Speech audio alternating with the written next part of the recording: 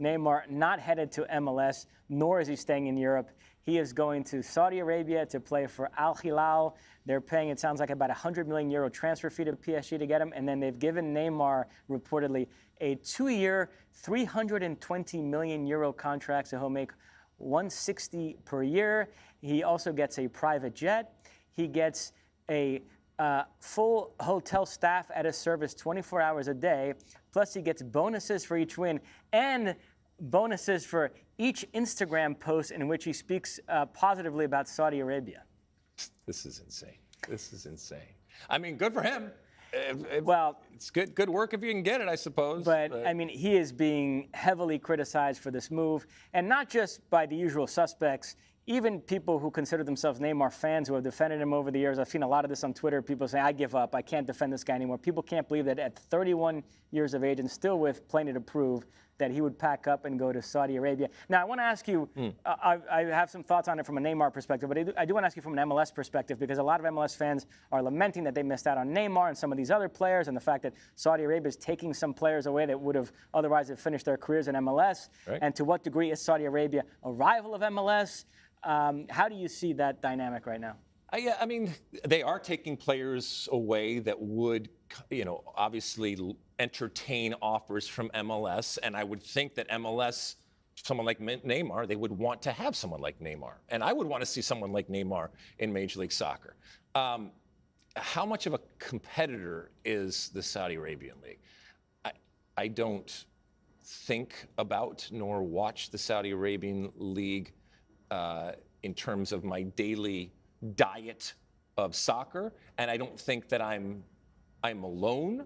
Now, obviously, with my MLS, wearing my MLS heart on my sleeve, that's going to be part of who I am.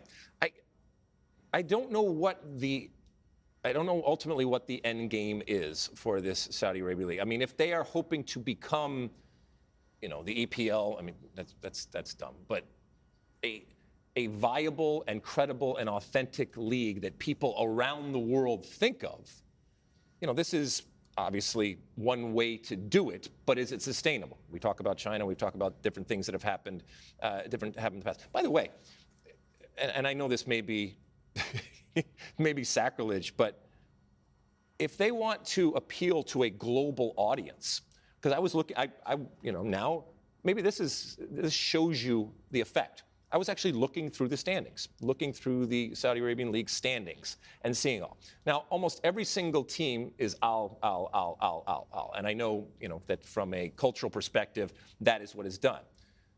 I would think if they wanted to, expand the brand, if they wanted to be global, they would take off the Al's at the beginning and just be whatever the second ones are, and that's what the team name is, because I would think the way that it looks and the aesthetic of it, that might be something that would be interesting, So I don't know. I don't think that they're going to take any of my advice going forward, but it differentiates a lot of the teams optically, the way that you are looking at standings. I couldn't help thinking every single one had, there was one that didn't have Al. All of them had Al. If you take those off and just have those teams there, then from a branding perspective, I just think it looks cleaner. Ultimately, is this going to change the way that the world thinks about not just Saudi Arabian soccer, but Saudi Arabia, which is part of the plan? I mean, if you're getting $500 million or $500,000 every single time he Instagrams a positive comment about Saudi Arabia, then it's not just about soccer. This is about putting the best foot forward of what Saudi Arabia is. I don't know. All right, so from Neymar's perspective, by the way, there is a precedent here. My father's favorite all-time player, Rivellino, went to Saudi Arabia in the late 70s, around the same age that Neymar is going now, after having played in 3 World Cups as well.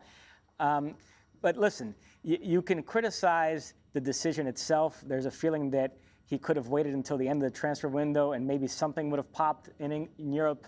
And even if it didn't, why not stay at PSG another season, even though they don't want you? Isn't that a lesser of two evils than going to Saudi Arabia? So you don't think he had any other options in Europe? Well, I think the larger issue is that.